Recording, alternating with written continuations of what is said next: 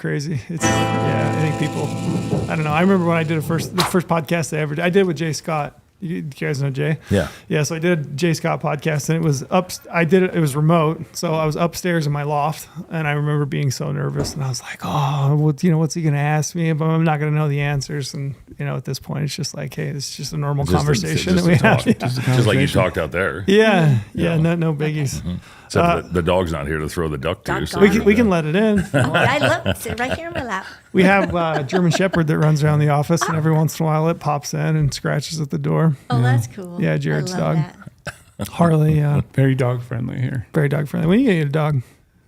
My girlfriend has a dog. Yeah, that's right. So I basically have a dog. You basically now have a dog. Yeah.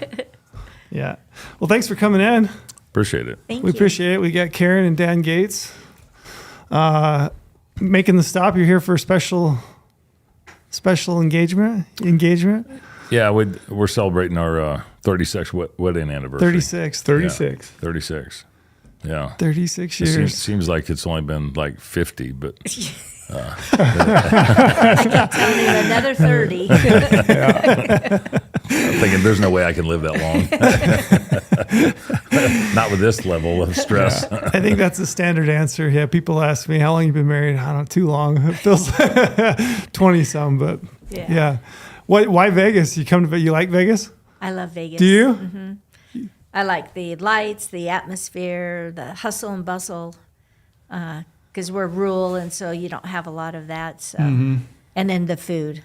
Yeah, most people come for the food for sure. She watches all the home cooking shows and stuff, and the house is like, everything that you could possibly imagine, especially around the holidays.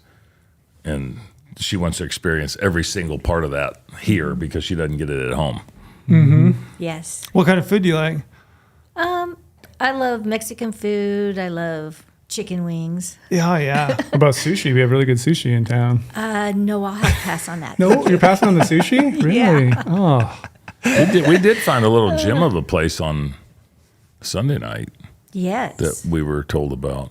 And fantastic. We've been coming here for years. We never knew about it. I wonder how many food places we actually have in town. Like how long I was going to say, do you guys try to hit different spots every time you come? Yeah, because there's so many. What do you pick? What kind of food do you want that night?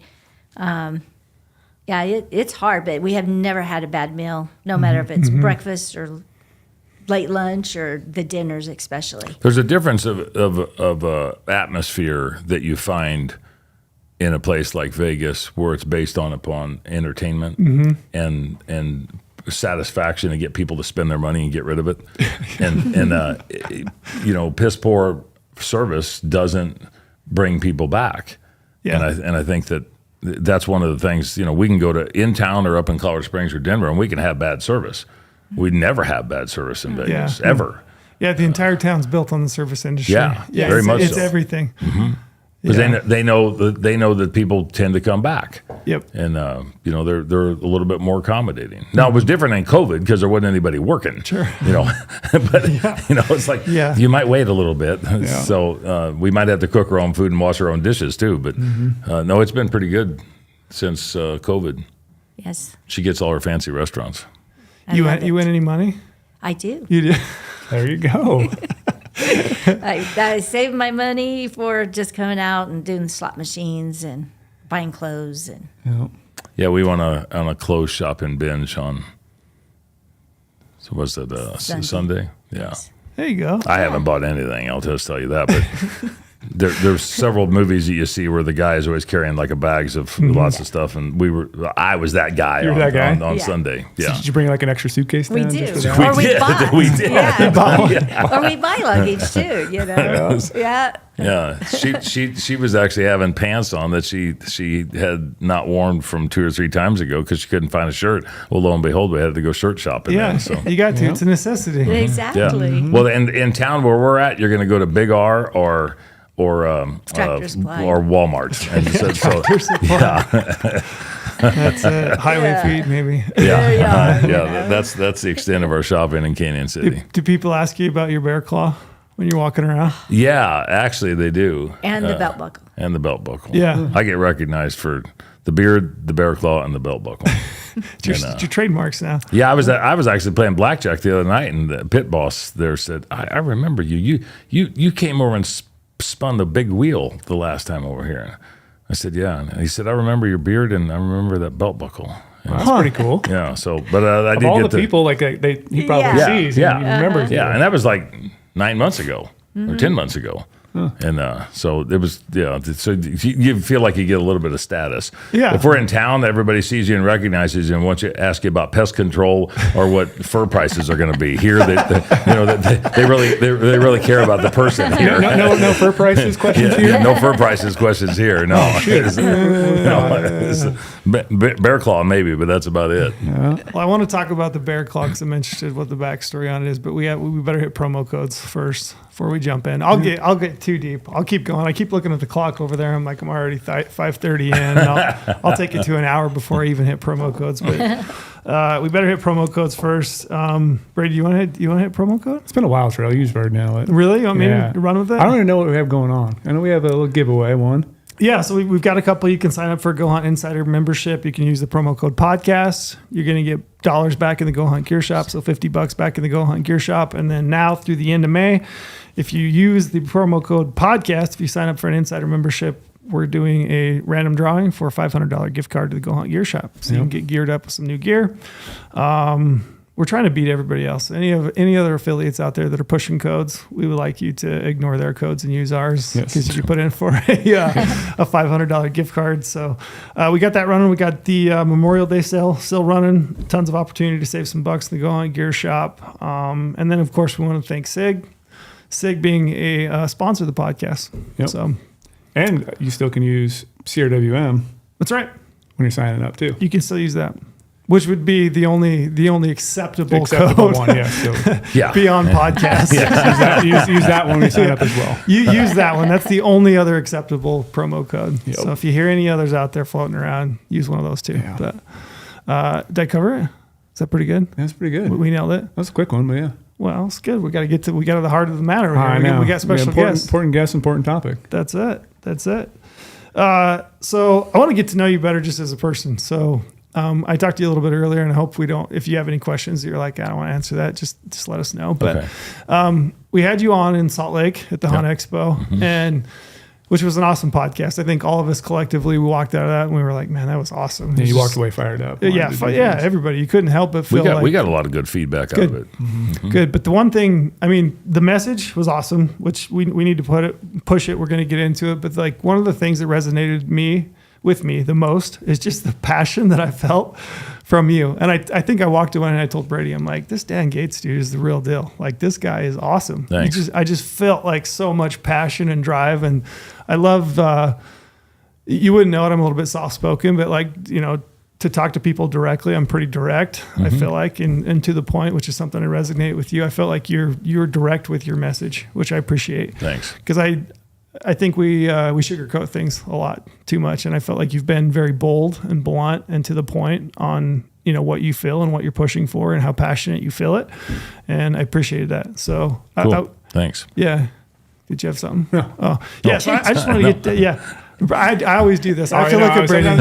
Sometimes like if you look too long, you're like, okay, that means I want to talk. Yeah, Brady has to give me side eye. Like your hound dogs, they give you that side eye. They got long ears, and they're like, looking at you. That's how I feel it from Brady. He's like, I got something to say. But, give us some background. Where are you from? Where did you grow up? How did you get in? I just want to know more about you personally, and then we'll get into some of this other stuff. It's not that much of a fabulous story. I was born in Missouri, the Show Me State. Moved to Colorado when I was 12, which is a hell of a long time ago, and about the time we've been married, I think. And, pretty much.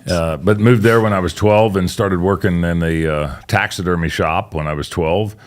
And had the interest in the outdoors and hunting and fishing. And what better place to do it was around game wardens and hunting guides and taxidermists and trappers and fur buyers and Western artists. And that's what the shop was. And so I just, I became the shop gopher, so to speak. And you were 12? I was 12. And then actually ended up living in that shop when I was 15, and my mom and dad and I didn't get along that well, and I was bigger, better, meaner, faster, stronger, and thought I could do what I wanted to do, and they said, "Go ahead." You were a teenager. Yeah, and man, I wish you'd breed some of that into teenagers nowadays. Well, and the way that I was brought up, you talk about boldness. It's not so that I'm some big badass or anything, but I worked around some guys that were. And they treated me either as a punching bag or as a chew toy, one of the two. And so I grew up around some guys that were pretty tough, rough around the edges, and it kind of set the tone and narrative for my demeanor and my attitude toward life. And I think that's where I got to the point to where when we've gotten together, we've always been pretty self-sufficient, self-sustaining, been self-employed all of our lives. We've had jobs, but I mean, since we've been together, it's been running a trading post, or running a wildlife control business, and the early stages of life got you to the point to where I didn't want to depend on anybody else, and didn't think that I needed to, and it proved, very, I guess in the long scheme of things, trying to figure out where a couple can get together and where they can actually work together and have like-minded ideologies, politically and otherwise. You got to put your foot down, and you have to stand up for what's right. Sure. And not that everybody has to agree with that, but we know the difference between right and wrong. And I think that's what those guys in that taxidermy shop, 45, damn near 50 years ago, instilled into me. And I remember them chasing me around the table because I told them no, and I would, holler expletives back at them, and one of them would grab a hold of me, and the no became a yes, but it was no again. Yeah. And so it gives you a little bit of a chip on your shoulder and intestinal fortitude, and I am bigger, better, meaner, faster, stronger for it, I think. How did you get a job at a taxidermy shop at 12? There was a flea market at the dog track next to Bob's Liquor on North Prospect. This story's just getting better and better. I knew you would have some. I'm like, man, this is the stuff I want to know. So we went to the track, a liquor store, and a flea market. And we went to the flea market one day, and I was enamored by taxidermy stuff, and my dad dropped me off there, and I started sweeping floors, and from then on out, it just became like the second home to the first home. And so you started hanging around. Yeah, just started hanging around, and he was like, "Here's a broom, do this." Yeah, and pretty soon you know how to skin. I didn't know what I was doing at that age because I'd never been around much of it. But I joke, and I was on I think it was Bobby Marshall's podcast, the Mountainside podcast, and I mentioned that a book that I read in junior high school was a book called "Give Your Heart to the Hawks" by Winfred Blevins, and it was about the mountain men. And it just enamored the hell out of me to the point to where that's what I wanted to do when I grew up. And, and I'm probably as close as you can get in a contemporary lifestyle to be able to at least in my mind, live that. That picture I showed you on the shirt. Yeah. That's a buckskin and regalia that I have now when I try to do some historical reenactments and stuff. And but that's the ideology that I had when I was a kid. This is what I wanted to do. Matter of fact, my shop teacher was her neighbor, which we didn't know each other at all. No. But he told me at one time, he says, "Mr. Gates, you're not Jim Bridger, and this is not 1840. You need to get a college education." But he let me build a cannon and a muzzleloader in shop class. I would skin raccoons in the welding booth at lunchtime, and I had a '68 Pontiac Catalina station wagon that I hauled dead crap around all the time, checking traps. Yeah, and I kind of set my own path, but I did it on the coattails of a lot of other people that were influential in my life, that had morals, ethics, and values and personal boots on the ground experience about a lot of different stuff. And one thing that's really interesting is one of the guys that kind of coddled me that I worked for years and years. His name is Dick Hayne. I'll give him a shout out because he's kind of essentially still the godfather of our son. And our son goes over and sees Dick and his wife, Dick and Joan, and Dick is mid-80s now. And so that, friends and stewards and mentors that you have in your life, if they're important, stay in your life. And people like that have. in a, not original family. He knew my mom and dad and knew all the people I grew up with, and watched me get the crap kicked out of me and watched me kick the crap out of somebody else and try to instigate me kicking the crap out of other people and making sure I get the crap kicked out of me again. Yeah.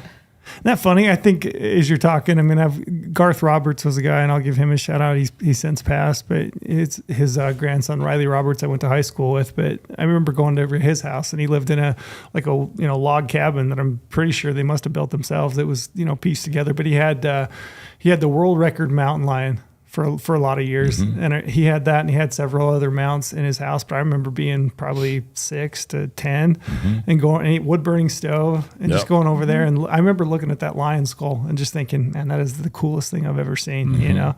Giant, big mountain lion skull. But that kind of stuff stuck with me too. I grew up around guys that were probably some of the biggest, baddest, meanest, toughest sons of bitches on the planet. Mm-hmm. And I don't say that because I was a kid at the time. They were. Yeah. I mean, you remember the Blazing Saddle story with Alex Karras when he knocked that horse out. Well, these guys could. Yeah. And just great big giant hands of steel and rough tumble, but really thoughtfully minded, really respectful, old school. And I think it's probably instilled a little bit of, there was a lot of sarcasm, a lot of vulgarness, and a lot of professionalism, but a lot of thoughtfulness at the same time, and a care for the landscape and a care for the wildlife and the natural resources. And I think that's probably brought it into me to some point because I really do care about it. Yeah. And, I care about what we can do because, what we've been able to establish in ourselves.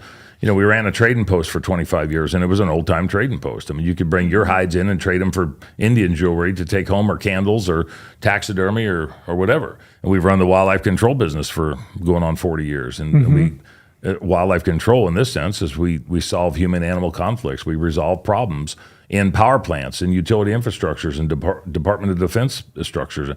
We've had a blessed life to do what we do. We do it not in much uniformity to what other people do. Mm-hmm. But I think that we're losing a lot of that. Sure. And I think we're losing a lot of it when it comes into natural resource management and the ideology of why we do what we do and how we need to continually be able to do it. And she's a major component of every single thing that we've been doing for the last 36 years that we've been together. Were you, taxidermy shop, did those guys kind of mentor you as far as hunting goes too, and kind of take you out hunting with them? Did your dad hunt? My dad hunted very, very minimally, and I went with him several times as a kid. But it was more of the guys get together side of things. Sure. And so I was tagging along with the outfitters and the hunting guides and stuff, and I was the wrangler, and like I say, I was the gopher, and there's a lot of stuff that I did that nobody else would do because I just wanted to turn around and be with the guys. Yeah, it was, you want a community. Yeah, it's funny because I've been around this side of things for so long that with as intimately involved or integrally involved as I am within like Colorado Parks and Wildlife, which used to be the Colorado Division of Wildlife, I'll mention names of people that I grew up around that were in their latter stages of their career, and people now that have been in 30 or 40 years will look and go, how the hell long you been playing this game? Because they heard the names, but they didn't, that somebody's name or badge number might be on a wall. Yeah. They didn't know them personally. Well, I did. And so I've been through the ups and downs and hoops and hurdles of wildlife management over the course of the last 50 years. Not forever, but last 50 years. And that gives me a little bit of street cred. But I also think it gives, personally, I believe that it gives our enemies a bigger target because they haven't run into somebody from the private side that is intimately as involved as what I am or what we are. And so we're the bigger threat. Yeah, and that's not putting us on a pedestal, and it's not, it's not. They are bastardizing us for what we do, but it's from a historical perspective. Everything that we've done for our entire lives, essentially. Yeah, it's the difference of trying to read something and get a feel for it, and then actually living through it and experiencing it and seeing the change, the dynamics. Yeah. There's a massive difference there in your breadth of understanding. And how things work, how things used to work, and kind of that transition and how you're seeing things work now. It's this scope of understanding that really only somebody like yourself could have. Well, and too, because we're in their businesses. Yeah. We're in their houses. We're correcting problems. We see things evolve and adapt on the ecosystem side, but people themselves have to figure out a way to evolve and adapt. And the average person, that if they've been in a position for 6 years, well, they might have some knowledge, but they don't have institutional knowledge. They don't have historical precedent knowledge. Yep. I mean, I'm dealing with Bureau of Land Management and forest officers or rangers or whatever, and a guy telling me or telling the rancher that I deal with is 6 generations of ranching on this particular property, and the guy's there 6 months with a college degree telling them what they need to do because the book says it. That's part of our problem when it comes to the ecological side of wildlife and natural resource management. You might know a little bit, but you don't know it all. And we don't know everything, but I got a pretty damn good shot of guessing just because of the historical experience and knowledge that we bring. And she's gotten to be, after as long as she's hung around and doing what we're doing, she can get on the phone and talk the talk and walk the walk too with people that don't know. The average customer that calls us and has a problem, she turns around and gives a good enough spiel out to where it's like, she's not feeding them a line. She's giving them the facts and the data and the truth and the statistics from what we've dealt with for the last 45 years. Sure. When did you guys meet? I want to hear more about what it is that you do here together, but when did you guys meet? We actually, I kind of stalked him. You did? Oh. I worked at the DA's office in the Springs for 12 years. Okay. I was a convicted felon, so no. And he worked for the county and the maintenance then, and I happened to spot him. And so for a few weeks and that, I would see where he would park, and I would follow and park there. And so we would run into each other. Yeah, and naturally. We just kind of, finally, he asked me out, and we actually... It wasn't really out. It was more of you want to go get a drink. We did do that. Yes. I was just trying to get lucky at the time. That's all it was. And so we lived together for a couple years, and he kind of introduced me to hunting. My dad and my uncles all hunted, but I didn't really do too much or pay attention. And so I figured, well, if I wanted to be with him, I would have to learn about it. So I surprised him and signed myself up for hunter education class down at a sporting goods store. I was very nervous because I'm dyslexic, so I wasn't sure if I could pass the test and everything, but did that for 2 days and got my hunter safety card and figured, and so that kind of impressed him. And there you go. And do you guys hunt together still? I go hunting some with him. She killed a cow elk last year. I did on Thanksgiving morning. There you go. That was fun. That's a good Thanksgiving. Yes, and my first one, after I got my hunter safety card, I got a doe, and she's mounted, and she's up on our wall with all of our other you don't have any does in here, I don't No, we don't have any. Yeah. Pretty Did you rare mount feat it? to have a doe mounted. Did you do the taxidermy work? No, actually, a friend of ours did that. I was, because we were so busy at the time doing the fur preparation and the trapping and stuff. I just gave it to a buddy of ours, and he did it. But it's still hanging on the wall. It's a shoulder mount? It's a full shoulder mount. That's awesome. Yeah. Brady, you should do one of those. Yeah, I really should. That'd be kind of cool. You ever killed the doe? Like maybe 2 or 3 does. Yeah. I've killed plenty of cow elk, but I don't think I've ever killed a doe. She's up on you there. Yeah, that's it. Yeah, you've done something I've never done. Yeah. Got all the heads in GOHUNT. You don't have a doe for crying out loud. I think we ought to. Yeah. I think we need a doe right here. We probably do. Better add that to the list. You're right. Taken a lot of white-tailed does, but I haven't taken very many mule deer does. Yeah, I love that. That'd be cool, actually. First time we ever went to meet my parents, she was riding along, and I jumped out of the truck and shot a coyote. And she thought I shot a German Shepherd. I was hysterical. She didn't understand why I killed somebody's dog, and I was like, it was a coyote. She said, "Oh, I see those things all over the place." I'd be riding my horse. Yeah, in the eastern part of Colorado Springs, I see them all the time, but I didn't realize that's what it was. Sure. And then after I saw what it was and realized, then one day I came home and he's washing the coyote hides in my bathtub. And so that was an opening experience. But now that's what I look forward to every season that he goes out, because now I wash all of those hides. Okay.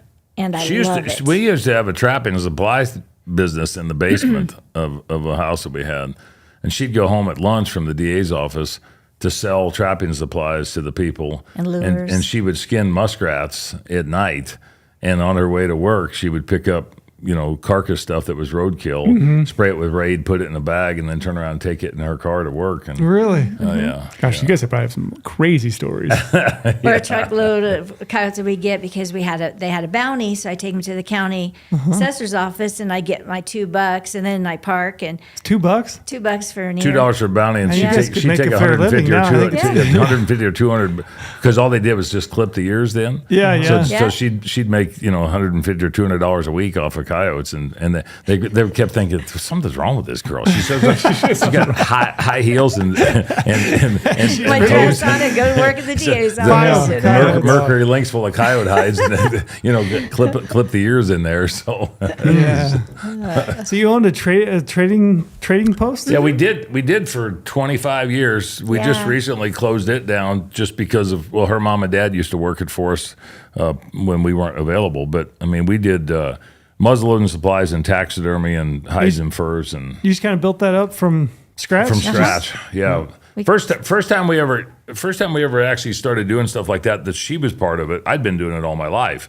Was I asked her if she wanted to go to Santa Fe, New Mexico, and so we set up at the Tessaque Indian Reservation down there and set up during the flea market. And I remember her sitting in the front seat of the truck in a 87 Chevy pickup with no air conditioning, with a border collie dog sitting in a halter top and shorts and counting $100 bills, and she was making like $11,000 a year, and we made like $11,000 in 2 days selling skulls and parts and pieces. And she's like, hey, this guy might not be that half bad. Maybe this might work out pretty good. And did you do a lot of that, traveling and hitting flea markets and stuff? Yeah. Cheyenne Frontier Days and Friendship, Indiana. Yeah, the National Muzzleloading. There was times I was on the road for 6 or 8 weeks at a time, going around and selling parts and pieces. And I did the Kenton Coon Dog trials. Yeah. Yeah. If you haven't been there, that's that you talk about deliverance. I mean, that's about as close as you can get.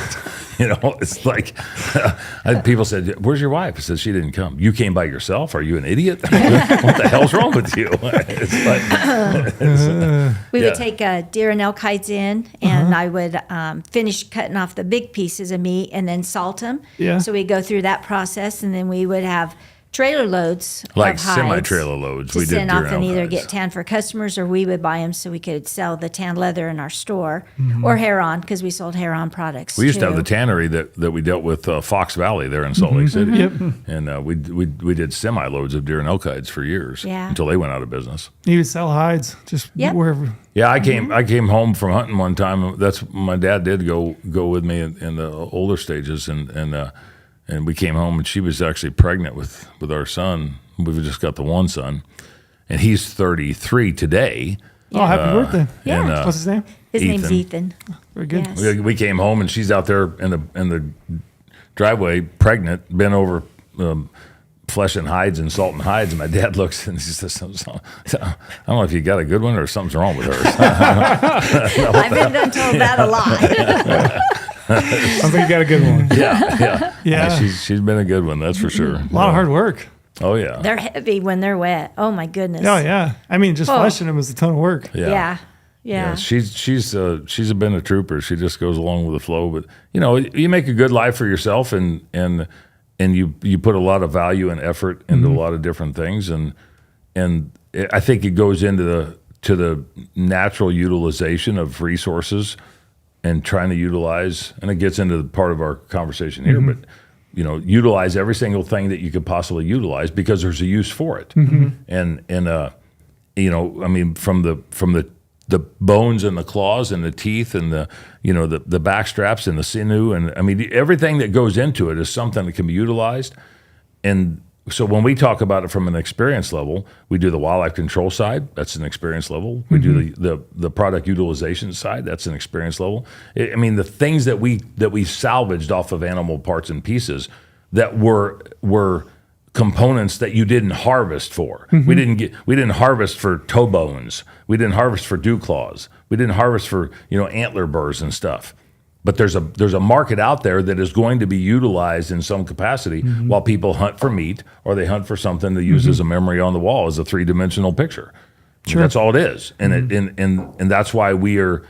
I'm not saying that we're the chosen ones to make that statement, but we do it all. And we have done it all. And I know the difference between right and wrong when it comes to that, because other people don't necessarily understand the salvageability of it. When we were dealing in hundreds and hundreds and thousands of deer and elk hides, we were dealing with all the meat packers around the state of Colorado. I mean, they would save the product. We would go pick it up. We'd flush it. We'd salt it. We'd haul it.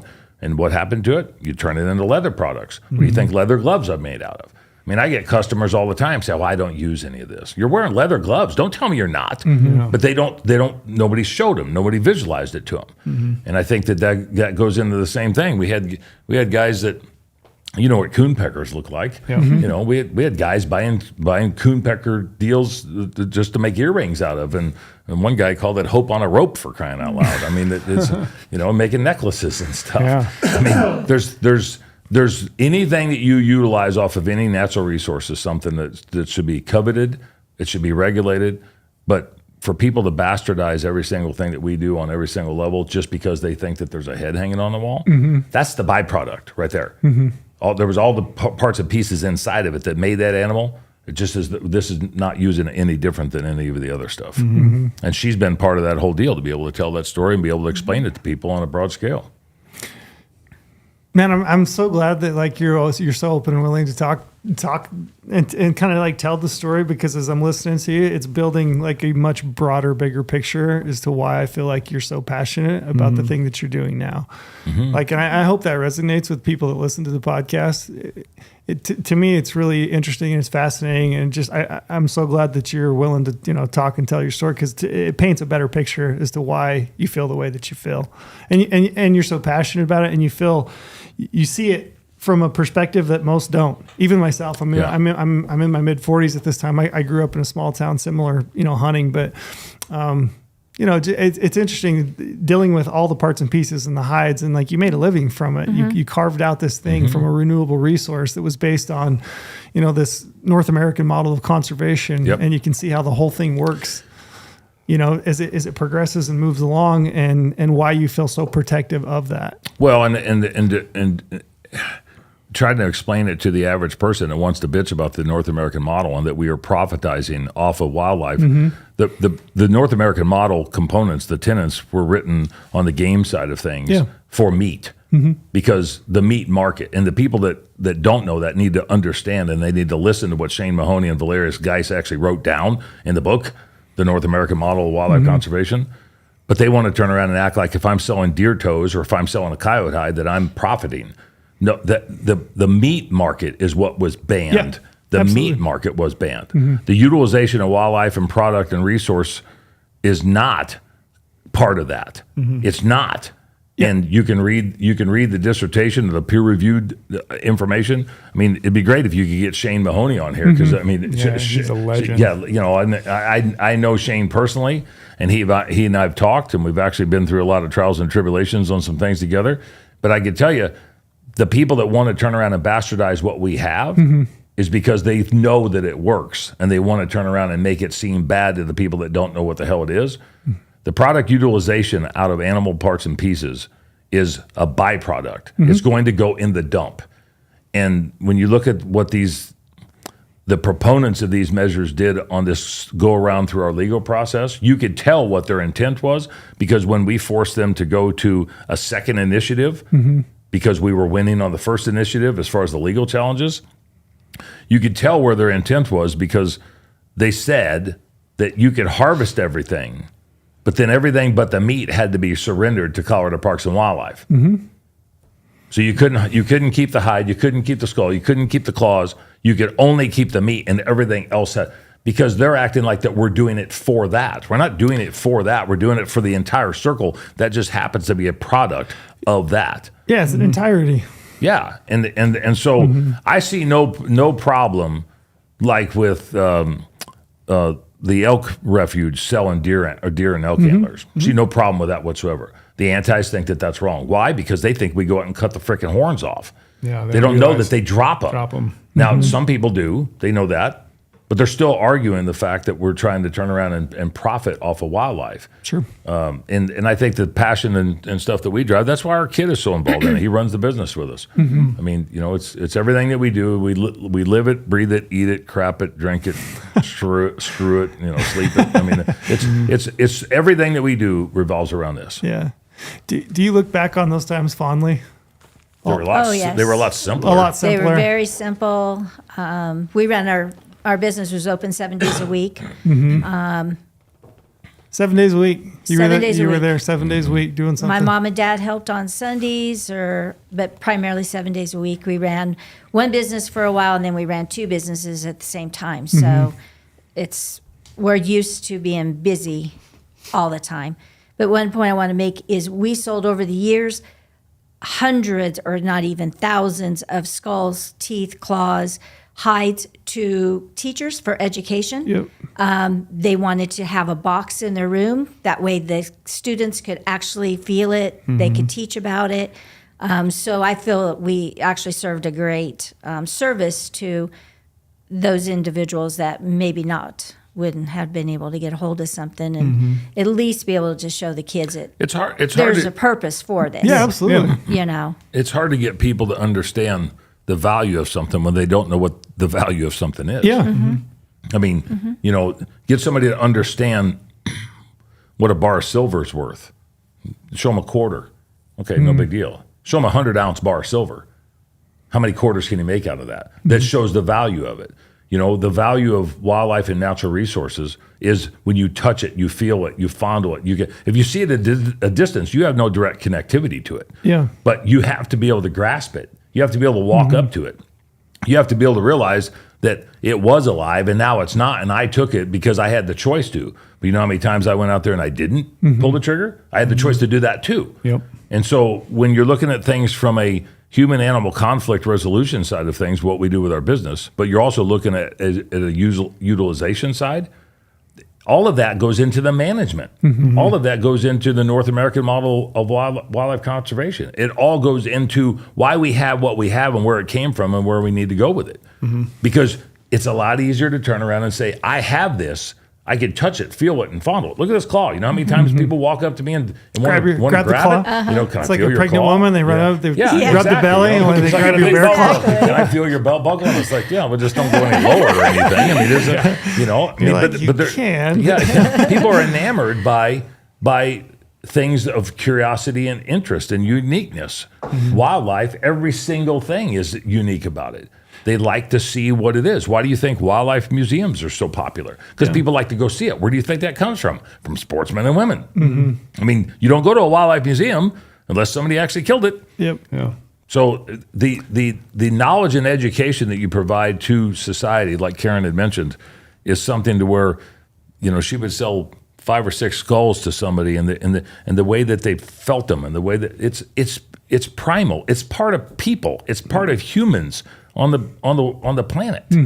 And just because you don't want to do that doesn't mean that everybody else doesn't want to do it. Or that you've never experienced it. Yeah. Exactly. I want to kind of know, like, what sort of value do you place on, growing up in the outdoors, growing up hunting, fishing, trapping? It looks like right now we have a big changing landscape. It feels like a lot of people are more disconnected from the outdoors than ever. Yeah. But like, obviously it's shaped your guys' life. So what sort of value do you place on, growing up, being able to go outdoors and do all the things you have? And like, I think it's the only reason we exist anymore, personally.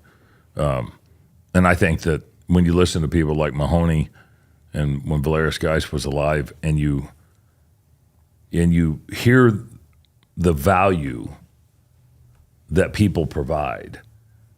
Shane said something that sticks with me very solidly, that everybody benefits off wildlife. And when you're intimately involved with it, you benefit more. But then you can educate others about it. When somebody goes skiing, they see a moose, first thing they do is tell people about the moose on their ski trip. When they turn around and fishing and they saw a herd of elk cross the highway, first thing they do, they forgot about the fish that they caught. They tell them about the elk that crossed the highway. That's why people like to go to Yellowstone. Yeah. That's why they like to go to Glacier. The only reason Yellowstone people go to Yellowstone, right? Yeah. You know, is to see wildlife. I mean, geysers are cool. I mean, did you see that thing that Sportsman's Yeah. Alliance put out? There was a complaint. Did you see that online? It was a complaint, and it was just last week. And one of the tenants, one of the guests, one of their suggestion box letters. Did you see this? Yeah. Where they said, "What you need to train your bears to be able to go to places where we can see them," and it's like that's the people that we deal with. Yeah. They need to train the bears to go.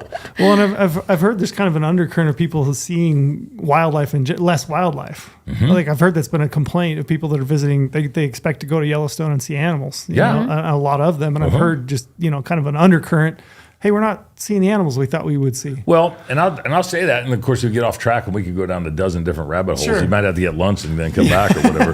But as much as we've traveled, and because we have a hunting background, and I'm not saying that hunters don't go to Yellowstone or Rocky Mountain National Park or whatever, but we would go at 6 o'clock in the morning, and we would go at 4 to 7 o'clock at night. You know when the animals are going to be moving around. Yeah, because Yes. and so Lauren Strag with Good Bull Outdoors, who does our social media accounts for us, and he just got back from Yellowstone. When is he out? He's filming all the stuff at those times. Yeah. When is everybody else out? Well, 9:30, 10 after they got breakfast. Yeah, the and they heat turn of the around. day, no animals are moving Yeah, around. they're- That's why they're not seeing anything. Exactly. And they're like, well, They don't understand the biology. They don't have a clue. And they don't understand the concept of what sportsmen and women do to be able to turn around and go in the field and pursue their quarry, their prey.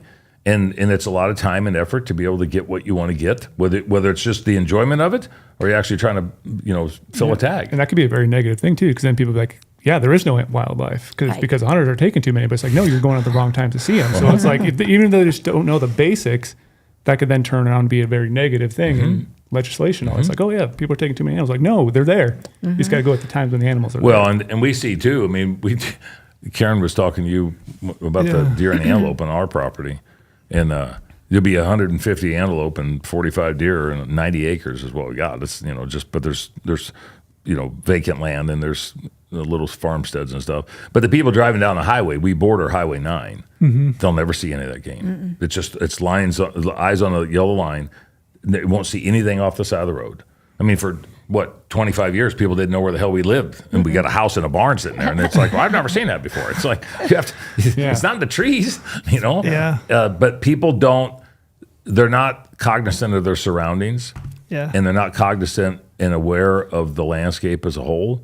I'm not saying everybody, but the overwhelming majority of the public, and we know that from a fact, just with our way of life, what we've done, how we've lived, that people had no idea. And we've been around this. We've been on both sides of the spectrum of this, for the service side of it, and for the retail side of it, and for the consumptive use side of it. And there's no difference between any one of those with the people that don't hunt. They all have an opinion about something, but they don't have a factual based opinion. Maybe talk a little bit, I'm curious, in your lifespan, in kind of the businesses that you built, you've chose, and where you grew up. Talk a little bit about like the landscape of just as people. How are we changing? Have you seen that change? Like, have we changed? Oh, yes. You have? Yes. I'll let her talk about it. And how so? I think over the years to where we're at now, people do not pay attention, maybe don't care, and they don't listen to what you're telling them. And sometimes we see that with our customers I'm speaking to on the phone. I'll go through and tell them all the information I need to for whatever the instance is. But then the guys go out to their home and they never even listen to what I had to tell them. And she's trying to educate them. And you're trying to educate them. We're to that point now. I think if you start back when we started the retail, people were more eager to hear what you had to say and to actually stand there and be intrigued and want to maybe be more engaged. And I don't know if that's because of electronics now, to where we are so disengaged from conversation and being a part of something. I think we've lost a lot. I think it would be much different having a retail store now than what it was when we started and was engaged. And we were in a tourist area, so we had lots of tourists. People's attention span have dropped significantly. Yes, I mean, like, definitely. And I know this from a fact on the phone side of it. You know, you got like 0.7 seconds to grab somebody's attention, and that for them to see a message, to be able to resonate and recall that message, they have to see that message 11 times over a 7-second period or some crap. I mean, you know, you look at it and go, if that's the case, no wonder they don't have a clue about what we're talking about in natural resources and wildlife management. And I think that one of the biggest things that we see is the lack of attention to detail that people want to provide for something that matters. I'm not talking about the 5-day season. I'm not talking about the vacation. What matters past that? What matters next year? What matters 5 years from now? Now, you've got activists on both sides of the spectrum, but the average general public, that middle of the road group that we talk about, their attention span is very, very limited, and their opinions are built on a lot of things that aren't factual. And there's lots of misinformation on the computer. Yeah. Lots. And so you have to weed that out of the conversation and get to what is actually the truth. Because with what we deal with, and that's with our retail store or with our business for the wildlife, we are heavily regulated. And there is lots of federal and state laws that pertain to animals and birds and everything. And there's lots of misinformation on the computer of how you can handle those. You know, they'll probably be like, oh, I read this on the internet. Like, no, this is exactly not. You'd rather You listen from the cannot source, like you guys. But like, oh, I read this. It must be true. Right. Well, and the thing too is and I joke about this often, and we see it so frequently, that people don't want you and I to do what we do until it affects them. And then when it affects them, burn it, kill it, hang it, shoot it, stomp it. You know, I don't care what you do to it. Get it out of my house, get it out of my garden. But before, when it was in the neighbor's garden, you were criticizing me for turning around and getting it out of there. Yeah. And I think that's part of our issue that we've got is nobody thinks it's going to affect them. How many people turn around and call you about, well, it's in town? Oh, they're surprised that there's a skunk or there's a coon or a red fox. I said, they are born there. They don't know anything different, you know? And the communities have grown into the mountain areas, so that's just going to be natural. Or deer. They're so surprised that we have deer in Canyon City. Well, that's where we always have had an issue, you know, and there's a lot of them. But they don't like it.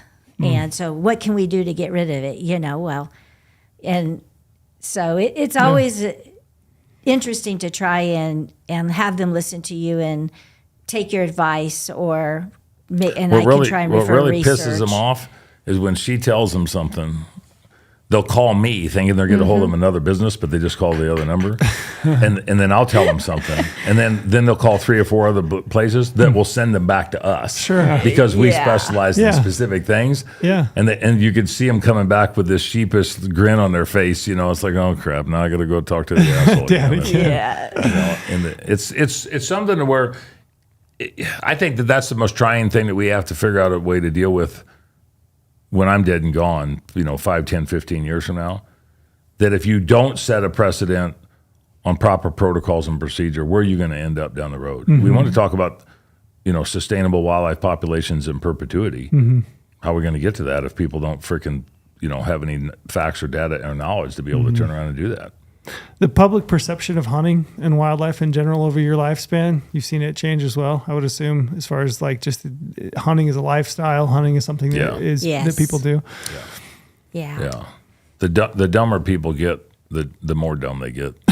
I mean, you know, and it sounds like I'm being critical, but it's you know, in 1900, 20% of the population lived in cities and 80% lived on the rural side of things. In 1950, it was 50-50 split. And in 2000, it was 20% lived on the landscape and 80% lived in the cities. What are you going to do 25 years from now. It's going to be less than 5% that is rural, and 95%. How do you govern? How do you manage? And how do you sustain something that's so important to everybody when only 5% really actually understand it? Yeah. And that 5%, I think, is going to include a fair amount of the individuals that actually go out and pursue game, because some of us don't live in condominiums and trailer parks and stuff. I mean, not knocking anybody that does, but if you do, you aren't in tune with the landscape as intimately as what people that live on the landscape are. Yeah.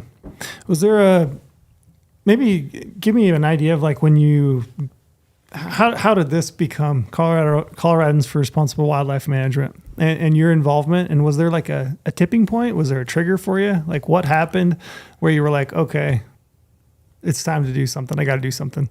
Back in, I've been playing the politics side for about 15 years. 16 years, I guess.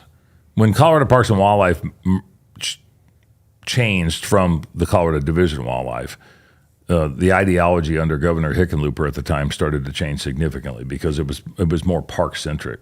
And so while we were playing at the wildlife side of things, I got involved with the Colorado Trappers and Predator Hunters Association. Was elected to be, through some different citizens petitions that we were successful on, was elected to be vice president, and then ultimately was handed the baton to be president, which is not it's not like you get a Grammy or an Oscar. Didn't come with a giant paycheck? No, it came with a hangman's noose and a guillotine and some cyanide capsules for last probably minute. poor because of it, right? And I'm still the damn president now. So I mean, but trying to fight the enemy at that time was difficult, because when you segregate yourself as a trapper, you become the ugly redheaded stepchild on a milk carton.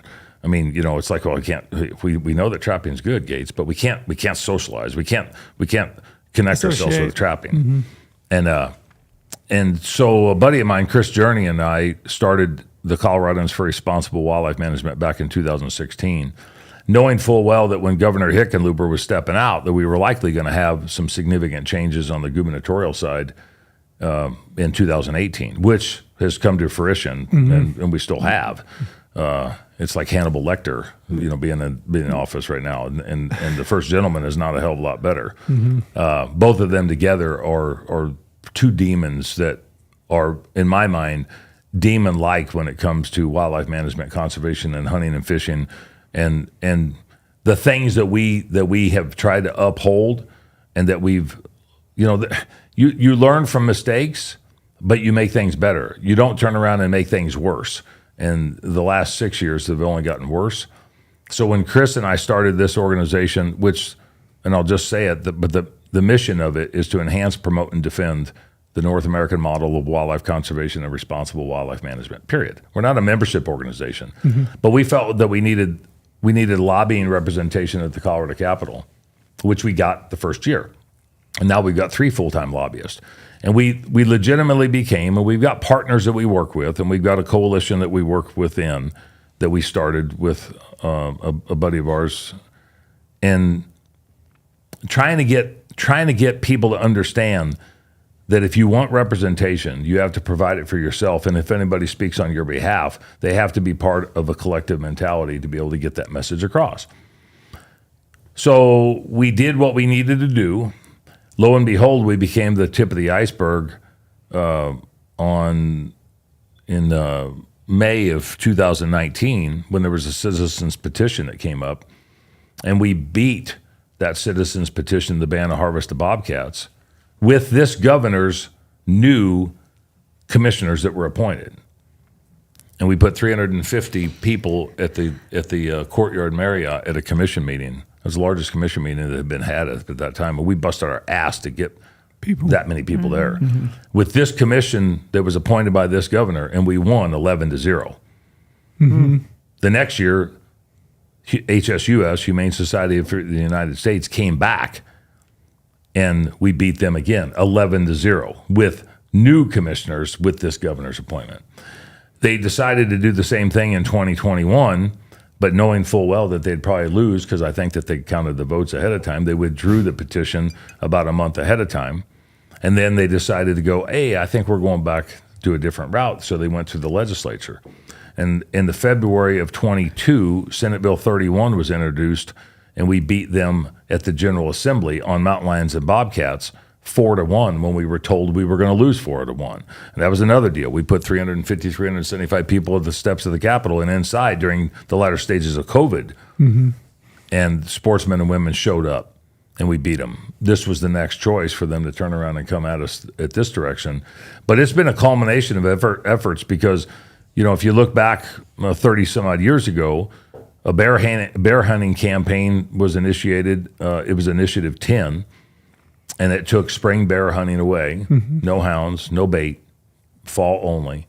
4 years later, Wild Earth Guardians, or SNAPU at the time, took trapping away through a ballot initiative, which was a constitutional amendment that passed by 52 to 48%.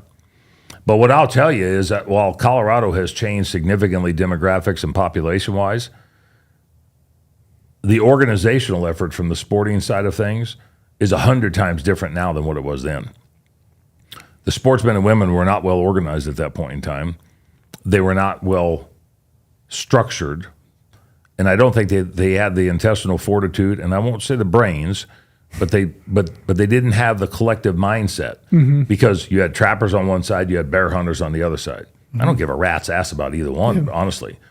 I care about sportsmen and where they fall underneath of that umbrella, and I think that that's what we've been able to formulate specifically since 2016 with the formulation of CRWM, is to make sure that we have the partners and we have the resources and we have the collective mindset to where I might not like what you do, but I'm not going to turn around and try to take it away from you. Yeah, exactly. I might not care about that person over there, but I can find the commonality between the things that we agree on, and we can have our differences. We can roll around the parking lot for all I care. It doesn't really matter. You know, I mean, what are they going to do? Hurt me? I've been hurt for the last 60 years in some capacity. I'm sick and tired of us acting like that we are each other's enemies. Our enemies are the sons of bitches trying to take it away from you and her and him and me and everybody else. We have to figure out a way that we're going to turn around and put the Army together, and that's what we did with CRWM, and that's why we become the #1 target, and that's why we've got the bandwidth to do what we're doing. And I think that that's why we're going to be victorious if this son of a bitch gets on the freaking ballot. Yeah. I want to dive into like kind of the latest, you know, what's going on and then kind of like how, you know, people can get involved and they can help. But I'm curious, before we dive into that, I want to ask the question. It sounds exhausting. What you do sounds exhausting. I'm just being honest. Yes. You know, whenever I'm around and I've talked with Dan, you know, we had you on the podcast before. At the end of it, I remember thinking, man, that guy has the energy of my 11-year-old. Like it seems like it must be exhausting. And you're constantly involved. You're constantly out. You're doing podcasts. You're doing different content. You're lobbying at the Capitol. You're doing all these things. Why is it so important to you? Like, what is it why is this so important to you? I think I've got a chip on my shoulder. Okay. And I don't think that. I think we're getting more people with chips on their shoulder. I think that we've become at a breaking point, specifically in Colorado, because of this election process and the people in power that are coming with ideologies to stop everything. They want to stop agriculture. They want to stop oil and gas. They want to stop public land use and recreation. They want to stop hunting and fishing. They want to stop everything that has anything to do with my background, my lifestyle, what we adhere to. And I think that that chip on my shoulder kind of bleeds over to people that are really close to us, and we've got a really good network and a core group of individuals that see the passion. Sometimes they might question, why the hell did I get in? I mean, there's friends of ours that are on our board, and they'll comment and go, yeah, well, I remember 6 years ago, and the game warden said, go talk to that guy. Yeah. Well, that was the stupidest thing I ever did. Because now it's almost, it breeds, you know, and you become part of a living, breathing organism or mechanism of solution, problem solving stuff, and I just, you know, people say all the time, if it's not for the right things, what are you willing to do for the wrong things? And I don't think there is any wrong things when it comes to this. I joke about this, but it's not a joke. We need we need to draw a line in the sand. We need to turn around, and if we spend as much time doing what we do to get ready for the hunt, we better figure out a way to fight for the hunt. And that's why when we came up with the Save the Hunt, you cry. A tickle makes my eyes water. We came up with the Save the Hunt as the URL. It's Coloradans for Responsible Wildlife Management, but that's a long freaking thing to turn around and put out there. Save the Hunt.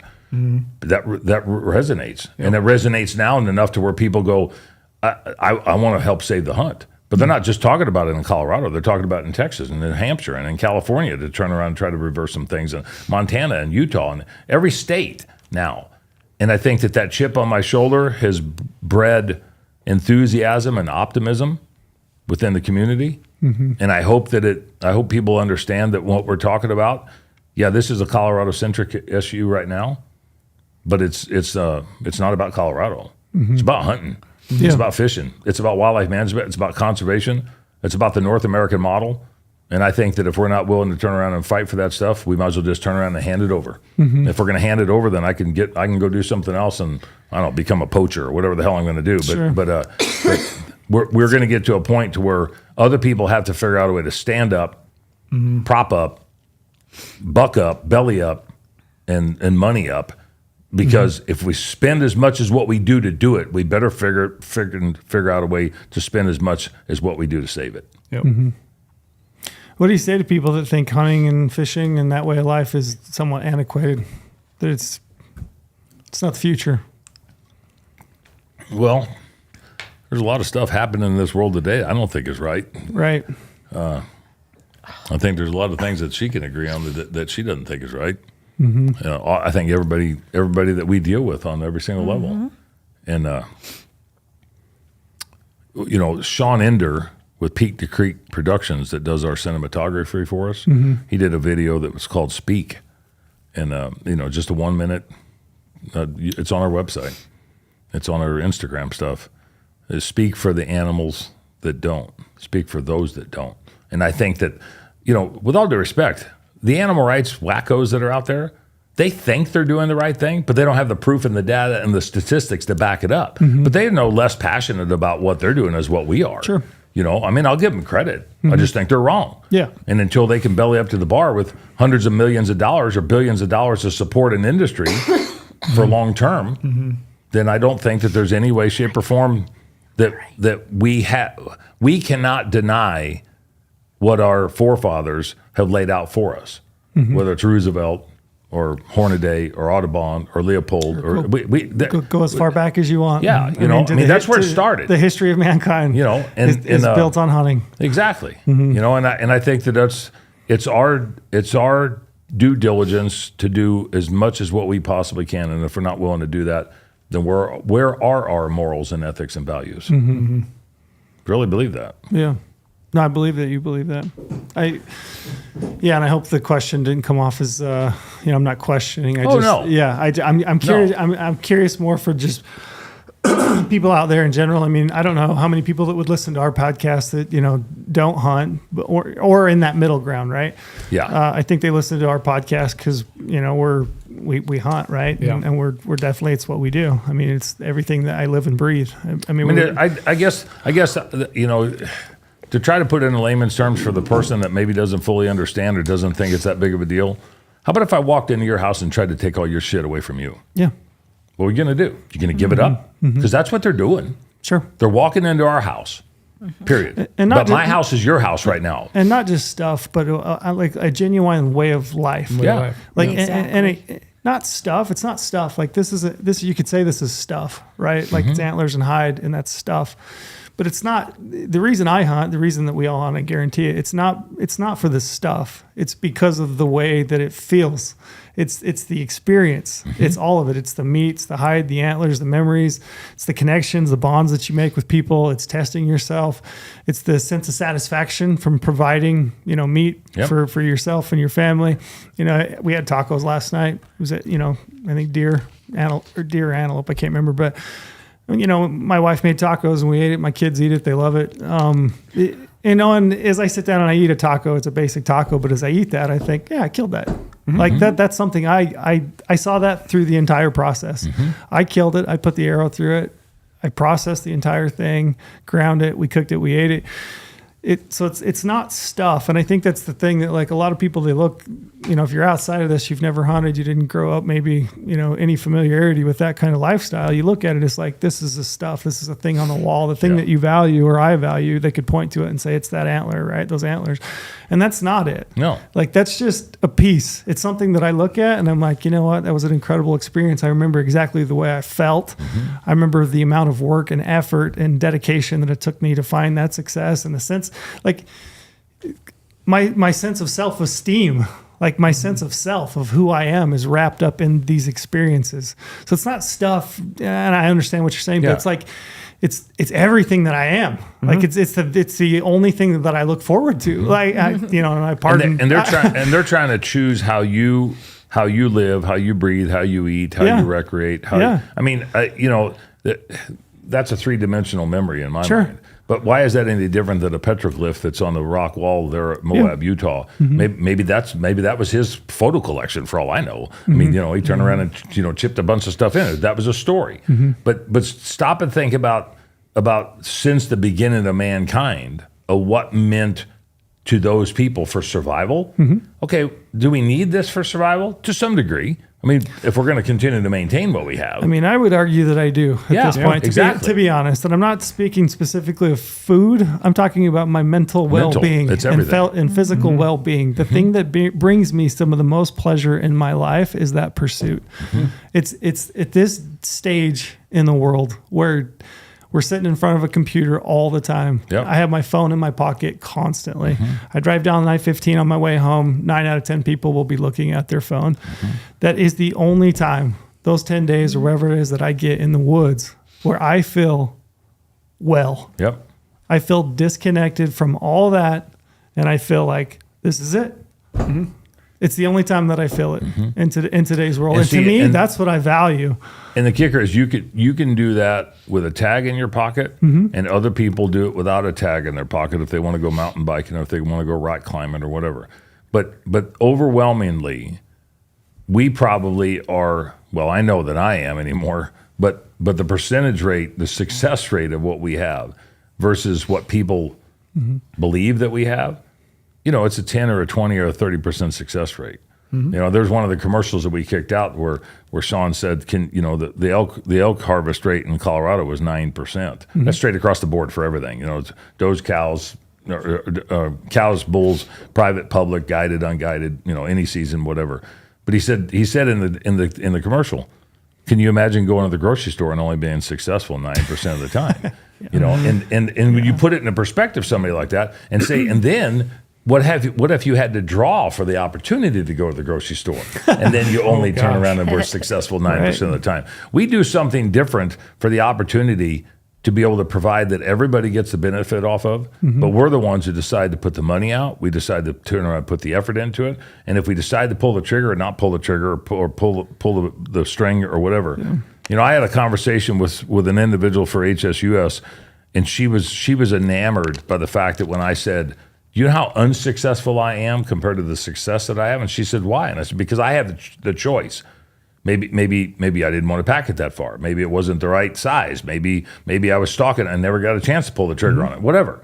But I am unsuccessful more, and I keep doing it and keep doing it and keep doing it. There's very few things that people do in today's environment that are for the better good of society and the landscape and the resources that they would be unsuccessful and continually go back and do it and pay to do it. You want to. Crazy. That's the intestinal fortitude, I think, that comes into what we're trying to do. And that's why we're trying to fight so damn hard to do what we're doing. And I think Colorado's becoming the epicenter on a lot of different fronts. And I think that chip on my shoulder is expanding to where other people have a big chip on their shoulder as well. Do you care? I'm going to take a break to use the bathroom real quick. Go for it. I got to pee or I'm going to pee my pants. So I apologize. We'll just... You need to go? I'm sorry about that. I get that tickle, and then No, my no eye goes problem. to We'll just take a to quick break drain and it. we'll be right back. I'm good. Isn't that weird? I'm good for It just another hour tears. anyway. Got a bladder of a 12-year-old. Hey, might be time for a checkup. Yeah, you might want to. I gotta go, man. I drink coffee on the way down, drink water when I'm here. You guys got me on this kick of trying to stay hydrated. You have to stay hydrated. It's good for you. I guess. No, you got to pee every 5 minutes. That's it. Yeah, the joys, right? How many times do you stop on the way home? Between here and Vegas, I'm like a 2-stopper usually. Yeah. Because like if I drink water on the way, I'm like I got them planned out. I know all the ranch exits. I know I know every spot along the way. You don't have a pee bottle? No, I ain't doing that. I'm just pull over. We're not that far gone, are we? Where a guy can't step out at a ranch exit and take a leak. Sometimes I'll use a bottle. No. Nope. He just shakes his head over there. Yeah, Cody thinks we're selling. How do we go from chip on the shoulder to people? No kidding. My bad. Yeah, but we're back. Yeah, I was just thinking as I was peeing. Sorry, this is what you do when you. It's true. Yeah, you make the point. That I think people they say like, oh, you could get that somewhere else. You could get that through mountain biking or a trail run or whatever it might be. In the same regard, like we're not trying to take away mountain biking or trail running from those folks. To me, it's not even an apples to apples comparison. It's not even the same thing. It is. It is in a sense to where if you went there, and when I did the Ranella podcast, and I think Clay said, how about if we do a ballot initiative, stop rock climbing? Sure. I mean, people would come out of the woodwork. Oh, yeah. But if you did it in the name of conservation because of birds of prey and falcons, and bats, I mean, you'd start to open up some eyes of, well, I don't want this to affect me. Well, you didn't come to my defense over there, and because you didn't think it was going to affect you then. I think that the ideology of the general public is that, even in our circle, that I'm bulletproof, that they're coming after you. And I think that if you look at the environmental movement, it has a tendency to be overreaching on a lot of different levels. And I don't think that mountain bikes, I don't think that hiking and backpacking are off the table the more that you get into things. You look at the closures that we have. Look at the lack of management that we have. Look at the lack of monetary enforcement that we have. But they're all part of this scheme too, except for the difference is they're out there 365 days a year, and sportsmen, for the most part, aren't. They aren't. And then, I mean, if you look at Pitt and Robertson and all the money that permits put back into, I mean, the only reason that we have wildlife species in North America that we could hunt is because of hunting. Yep. You were talking earlier, I remember, and I've probably said this before, so I apologize if you're listening, but my dad, when I was a kid, he would always tell me that hunting permit in your pocket, it's not a 1-for-1 for the animal. It's not that you buy the permit, you get the animal. That hunting permit that you purchase is for the experience. It's for your opportunity to be in the woods pursuing game. It's like buying a movie ticket. You're going to sit through a movie and observe this and experience it. It's not a 1-to-1. It's not like I buy a hunting permit, I get an elk. It's an experience that you get, and then that feeds back into promoting and providing wildlife for everybody to view, to hunt, whatever it is that the value that you place on wildlife. And I've tried to pass that on to my kids, because I think people that don't hunt, I think they look at hunting and they're like, oh, you buy the permit, you get the animal, you're out there just slaughtering animals. It's not. It's an experience. It's a lifestyle. It's a lifestyle, and it's something it's hard. When people say, why do you hunt? It's hard. That's different for everybody. Sure. Yeah, every single person. And maybe it's a method of take, maybe it's a species, maybe it's time with the family, maybe it's just being out in the field. But you ask 100 people, why do you hunt? And you're going to get 145 different answers. And I think that's one of the things. Why do you mountain bike? You're going to get some different answers, but it's not as broad as what it is when you turn around and say, why do I hunt? And hunting is even different than fishing. I mean, there's a different component there. That I like to fish, but I'm not an avid fisherman in the sense to where I am like an avid hunter. But we have more connectivity between the hunting and angling side of it than what, let's just say, rock climbers and hang gliders do. I mean, there's people that do some, there's people that do both, but they don't buy a license to be able to do it. And they don't have to, on the hunting side, they don't have to go through a class or a course or a test to be certified to be able to do that. Same on the mountain lion deal. And people say, "Oh, it's just unregulated." No, it's not. You have to have a class, you have to have a test, you have to be able to pass the course, and then there's regulations that you have to adhere to, and quotas and studies and guidelines and data and all the stuff that go into that. That doesn't go into mountain biking, doesn't go into backpacking. You don't need any of that. You just buy a backpack out here in your showroom, turn around and go on a hike. I hope they're buying backpacks in our showroom. That's right. If you're a backpacker out there and you just want a backpack, come get a backpack, and then we'll talk you into hunting. Did you have any? No. Okay. I wanted to dive into kind of where we're at currently on some of the issues. On the lion stuff? Yeah, on the lion stuff. Yeah, we're up against the wall like a redneck mother, I think, right now. I say that wholeheartedly. Stop that. I say that wholeheartedly because they just started getting paid signatures. How does that work? So there's firms out there that turn around and charge to go collect signatures on behalf of whatever case you might want to make. Is that legal? Yeah. How's that legal? I can't pay you, but I can pay somebody to get yours. And so they just started doing that, which ups the game. They've got until July 5th to get the signatures that we fought diligently to get to the process that we need to get to. So they pay a firm. Yep. Does the firm pay? No, they can't pay. They can't pay the person. They can't pay. They can't pay a person for the signature, but can they pay an intern to go out and collect signatures? Yep, that's exactly what they do. Freaking believable. So now they'll have volunteer people in the field, and they'll have paid professional signature gatherers or circulators in the field. And the thing where we kind of got between a rock and a hard spot is the signatures were costing about $20 a piece.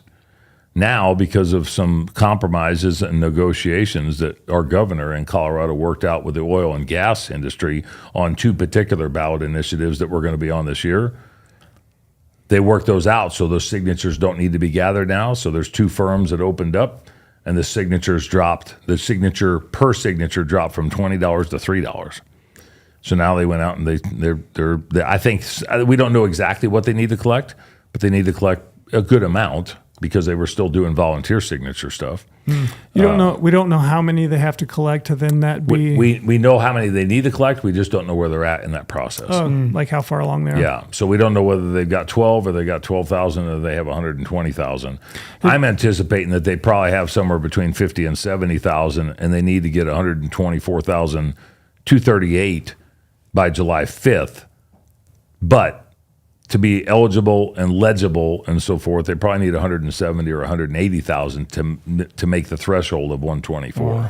Have you ever run into somebody out collecting signatures? I have, not on this particular issue. Heard their pitch? I mean, how does that go? I'm curious. Well, from what I'm getting feedback from people that are in the field that actually see them in Whole Foods or in front of a shopping mall or a farmer's market. Universities, probably. Yeah, universities. Yeah. And they're lying, they're deceitful sales pitches, talking about trophy hunting, talking about cruelty, talking about orphaning of cubs, talking about the lack of management, talking about waste and want and waste laws. And I mean, they talk about hot button issues. That sounds like, oh yeah, sure, I'll sign my name. This yeah, and then they even still are lying to the point to where they say, well, we don't want people to be able to just harvest things for the trophy. Yeah, but this is a total hunting ban. It doesn't have anything to do with the meat anymore. This is complete. Everything's off the table. Period. Total ban. Total ban. Mm-hmm. Yeah. And so when we fought diligently for the first 4 months to the tune of a couple $100,000 through the legal process that we talked about in February, they started out, this was a trophy hunting ban, but we got the language changed in the title. So it's a hunting ban. They still are trying to promote it as a trophy hunting ban, but it is a hunting ban. The language specifically says that trophy hunting in the language, not the title, but in the language, it says trophy hunting means intentionally killing, wounding, stalking, pursuing, or entrapping a bobcat or a mountain lion. That's hunting. And the bad part about it is, and I need to emphasize this on every podcast that I've done, speaking of which, this is like the 64th one that I've done now. So, You're an old pro. So I'm and I've listened to a fair number of them, and even then, they're still good. Thanks. Well, I appreciate it. I'm still fascinated. I appreciate it. So it comes through. Well, and I think going back to my original assessment that you got 0.7 seconds to turn around and get somebody to be able to recall something. Over and over repetitiveness and redundancy is what we're seeing a lot of. We're finally, after 30 podcasts or 27 different commercials or whatever, somebody will send us a check for $50 saying, "Oh, I've been seeing this for the last 5 months. We need to get involved." Well, I think that where we are at compared to where we were in the process, we are light years ahead of where they thought we would be. That's why we put their backs against the wall. That we've created so many hurdles and obstacles for them to be able to turn around and try to circumvent. That's why they're up in their game. Now, somebody I think kicked some additional money in for this signature gathering process, because when you're dealing with the ballot initiative, there's issues committees and there's rules and regulations and audits and independent expenditure committees and stuff. I mean, you got to comply with a bunch of crap because you're dealing with voter stuff, and they're complying, but there's some money sitting in the wings somewhere. We just don't know where it's coming from yet, and until it actually hits their account, we won't know actually where it came from. It's just wild that they can send out paid individuals to collect signatures and essentially disseminate, just put information out into the public that's completely dishonest. Yeah, and it's misleading, and just like, hey, just whatever they feel like they want to tell them. I said this on Ranella, and Steve said this in one of our spots that he did, and he said, I believe that there could be a proposal to ban deer and elk hunting, and not too long in the future. And don't you feel that if they get that, like if they cleared the hurdle, if they were able to get mountain lion hunting and bobcat hunting, cat hunting banned, and they had some success, why wouldn't they? Well, and that's what I was going to say too before I had a brain fart. This will be a statutory definition, not regulatory. This will be the first time that essentially that trophy hunting in language would be determined in statute in the United States. So if you determine what the definition is, you can turn around and take bobcats out and put bighorn sheep in. You could take mountain lions out and put moose in if you really wanted to, because it's a statutory definition, because it defines trophy hunting. Right. Trophy hunting means intentionally killing, wounding, stalking, pursuing, or entrapping. Which is hunting. I don't know anybody that intentionally wounds anything, which is a bunch of bullshit anyway. But if it's defined, trophy hunting is defined as that. Tell me where in Nevada or in Texas or anywhere else that you couldn't turn around and take another species and put it in because of the statutory precedent. You look at the legal side, and she worked in the district attorney's office and through the federal court judge or state court judge for years. 14. They go on precedent. Look at this is Keller versus Williams or whatever it might be. That's what they go off of. Regulatory is what the Colorado Parks and Wildlife Commission would deal with. Those are things that could be changed a little bit more easy. Statutory, you start really getting into some. You establish precedents. Yeah. Right. And if you define the statutory definition of trophy hunting in the state of Colorado, that could be translated in the state of Colorado or out of the state of Colorado. Somebody wants to turn around and do, alligator gars or turkeys, for crying out loud. Just put it in there. Yeah. And will it pass? Maybe it won't. But nobody thought it'd pass in Colorado either. Yeah. So if they collect the signatures, it'll go to a vote. Yeah. If they get the signatures by July 5th, so that's why we're up against the deadline right now for the monetary fundraising side of things. Because we know that we have a specific timeline on our level to be able to talk to our audience, our stakeholder audience, not the target audience. The stakeholder audience is still the hook and bullet, the hunters and anglers that we've been talking to the last 9 months, educating them about how important this is. If we can't get our guys on board, how the hell are we going to get the people that aren't our guys on board? Exactly. And as soon as we get to a point to where September comes around, I mean, how many guys in this building are going to be around, September or gone? All these September? rifle hunters will. I'll be gone. Yeah. I mean, September 1st comes around and we start to lose a lot of enthusiasm, a lot of connectivity, a lot of that conduit and mechanism with our groups because they're gone. They're in the field. Yeah, big fights now through August. Yeah. So from now until July 5th, then certification of the signatures, if they get enough, will happen by August 5th. And then from August 5th to November 5th is D-Day. Mm-hmm. So what's the best way right now people can help join the fight?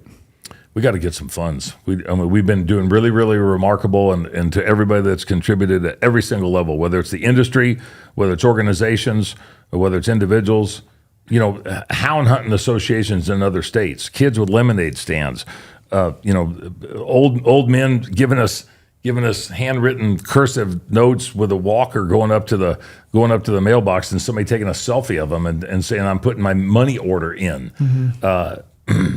We've gotten, we've gotten so much generosity from around the state and around the country, but we got to have more. We're dealing with a major, giant juggernaut. When you start talking about Wayne Pacelli, the former HSUS CEO, raising funds. Carol Baskins off of Tiger King.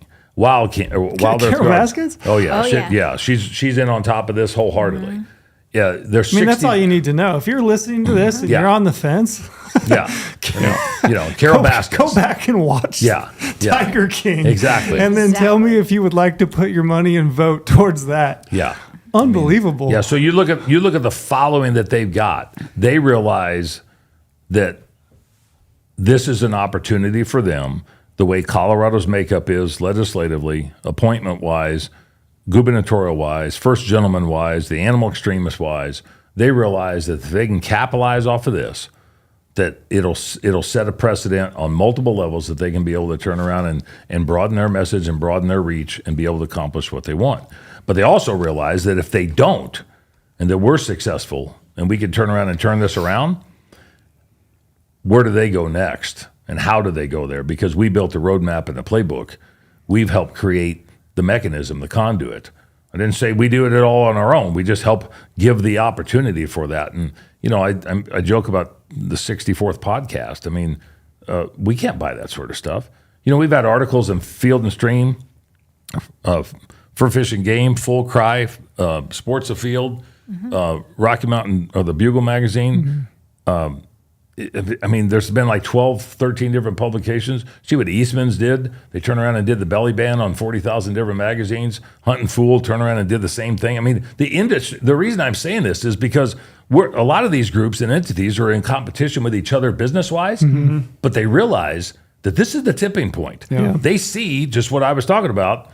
I might not agree with you 100% on everything, but I realize that the enemy is over there and you're not the enemy. And they're all starting to realize internally that the enemy is not in our rank and file.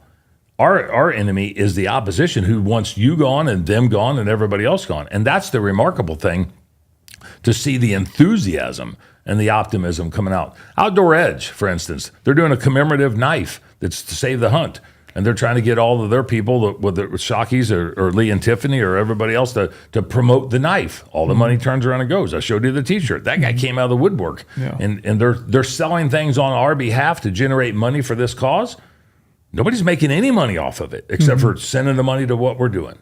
And I think that sets the tone and the precedent for what we can try to capitalize on to make this event a victorious one for us, but then everybody else can turn around and capitalize off the successes that we've had. And I will say, going on the website, making a donation is actually super easy. It takes a couple minutes. Yeah. Like, I work in the hunting industry. I don't make a ton of money. I went on there and made a personal donation. It's that easy. Because like on our last podcast we did with you, what resonated with me is all the hunting apps we throw out, all the hunting license we spend. You mentioned, why don't we just take that money we would spend on hunting license and apps and use that same sort of thing and donate that same amount of money. So that's what I did. And it was super easy. That resonated with me. I spend a lot of money on hunting license and apps. I can donate that same amount to you guys to continue the fight. It's easy. And that should resonate with a lot of hunters. Like, we spend money on gear, licenses, donate it as well. We've had multiple fundraising opportunities. One is the donate button on the SaveTheHuntColorado.com. The other one that I wanted to mention is the Colorado chapter of Safari Club International has got the 2 raffles going for us. If you go to SaveTheHuntColorado.com, you can go right to it. There's a hunt that you can register to win for on a raffle, and there's a Gunworks rifle. Gunworks rifle and a scope donated by Gunworks and Salida Gun Shop. The Lion Hunt and the Lion Mount is donated by Whitaker Brothers Outfitting and Ovis Wildlife Taxidermy with Doug Barnes. And all 4 great companies.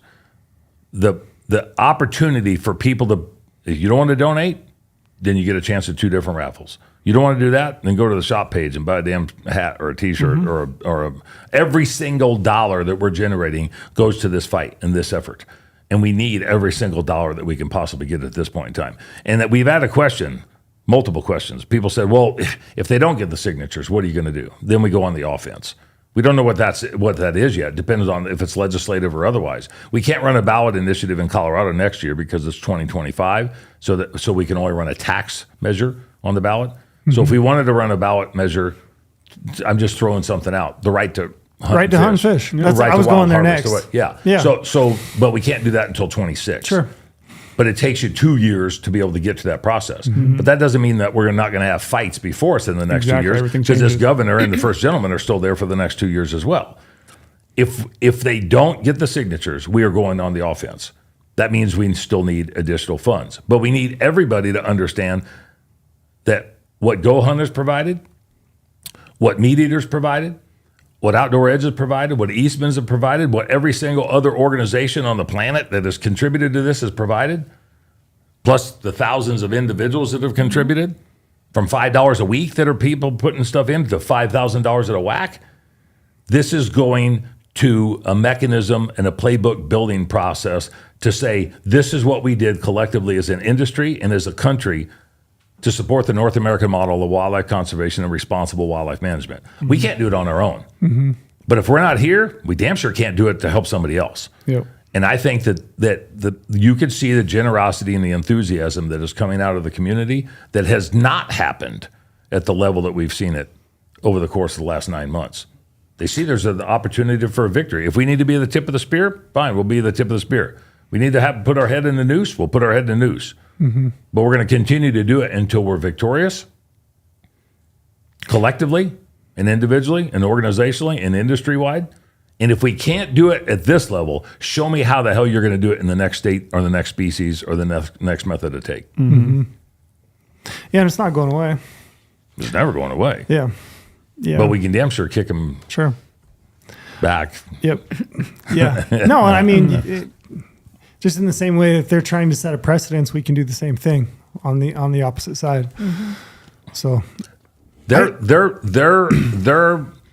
efforts that they've said on a hot mic when they were asked, why did you go after this? They said, we went after the low-hanging fruit. I'm going to give a couple statistics.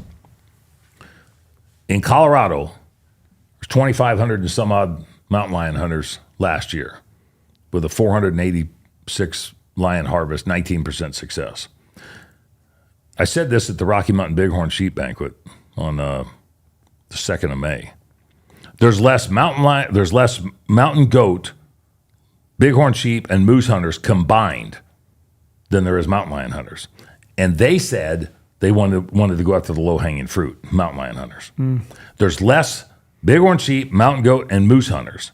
If they said that they're going after the low-hanging fruit, and then they also mentioned that once they go after the low-hanging fruit, they want to cut the branch off, cut the tree down, and then go into the forest, I'd like to know where the mountain goat, the bighorn sheep, and the moose hunters think that they're at next. Trish Zornio with the Colorado Sun late last year, turned around and put an article out, and she said point blank, why are bighorn sheep any different than mountain lions? Why are we killing the state animal? If you don't think that they've got a plan and a roadmap to go somewhere else after they get rid of the low-hanging fruit, then you're mistaken. For sure. And if we lose at this level, and CRWM does not have the ability to commingle our efforts and get our strategies together and get the finances in a row, if we can't win with this, when they said that this is low-hanging fruit, but in reality it's not in total numbers, Who the hell is going to turn around and help support the other ones? We want to build the roadmap and the playbook and the armament and pack the sandbags and say, come and get it, and you're not taking any more. Mm-hmm. And I think it's feasible. And I think that they're scared to death. That's why they're getting paid signatures now, because they thought they could do it volunteer-wise. But they know with this governor, this legislature, and these appointments that this is their one shot to turn around and do this through the ballot, or they will not get a chance in the next 2 years. Mm-hmm. Period. We beat them for 2 years. I bet we beat them for 4. We beat them for 4. I bet we beat them in New Mexico and in Arizona on other shit. In every other state. And every other state. Utah. I mean, you look at the Wasatch Fronts where people live. Exactly. It sounds like I'm trying to do a rally cry, but it's more of a personal experience to say, look, people keep saying we always lose, and if you listen to Charles Whitman with Howell, we don't always lose. No. We lose a few here and there. We've not lost in Colorado in the last 10 years. Mm-hmm. Yeah, they brought wolves in. That was a margin of error by 1.9%. Mm-hmm. How much you want to bet that a significant amount of those people that voted for wolves are going to turn around and vote against this hunting ban? And I think that that's the truth, because they realized that wolves were a mistake. Yeah, they had a grandiose idea in their head of what wolves were going to do, and they haven't come to fruition. Now they see it's in the news every day in a negative fashion. And I think that they're willing to recognize that science-based wildlife management should be left up to the experts, to the 350 biologists and scientists within Colorado Parks and Wildlife, and not up to the general public to decide where our wildlife resources are going to be managed and how they're going to be able to be maintained in perpetuity. Yeah. Mm-hmm. Well said. Well stated. What's it like being married to Dan? I'm curious. It is always an adventure. Yeah. We're never sitting there just trying to figure out something to do. But I love being married to him. He's very kind-hearted, always thinks about other people. And he is, as you can see, very passionate for what he does. Yeah. What you see, that's how he is 24/7. It's not on-off switch at all. This is our lifestyle. Yeah. I always joke every morning, I'm a secretary treasurer of an association. So I say I put that hat on, do whatever I need to. Then I put my CRWM hat on, do what I need to for it. And then I put on my Ritter Critter hat. So it's just, and that's just our normal day, and then we deal with our regular home stuff. Yep. So, but I love what we do, and it's our lifestyle. I don't know what I would do otherwise. Yeah. Mm-hmm. And being able to see the animals, and you kind of have a peace that comes over you. When I look out my office window and I can see the antelope in the pasture, the deer in the pasture, along with our horses and donkeys, it's just that kind of peace. Mm-hmm. And I love that. Yeah. We do good together. We do good as a team. Mm-hmm. Our son is part of all of this, and he's as passionate, but he does the business side to be able to maintain. So we're doing 90 hours a week in this crap right now. I can imagine. You said that earlier. Yeah. And I bet you moan about, a 70-hour week sometimes. I'm sure Porter will love to hear that. But I'm like, man, got to work a weekend. But you said that to me earlier, and it really, it resonated with me. Like, I really get the feeling you guys are living this 24 hours a day. It's 7 days a week. It's a chip on our shoulder. It's expensive. It's taxing on your personal life.